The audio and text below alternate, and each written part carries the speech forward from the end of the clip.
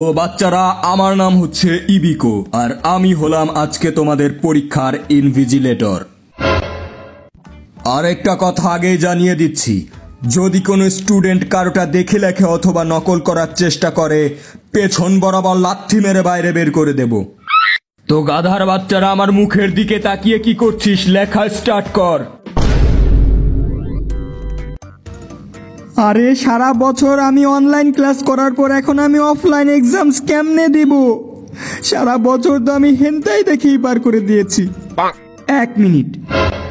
আরে হিনাতা, তুমি তোমার ওইটা আমাকে একটু দেখাও না।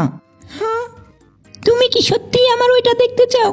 হ্যাঁ হিনাতা, একটু দেখাও, শুধুমাত্র 2 মিনিটের জন্য। কিন্তু মানে আমি এখন কেমনে দেখাবো? আমার তো এত মানুষের সামনে কাপড় খুলতে লজ্জা লাগছে।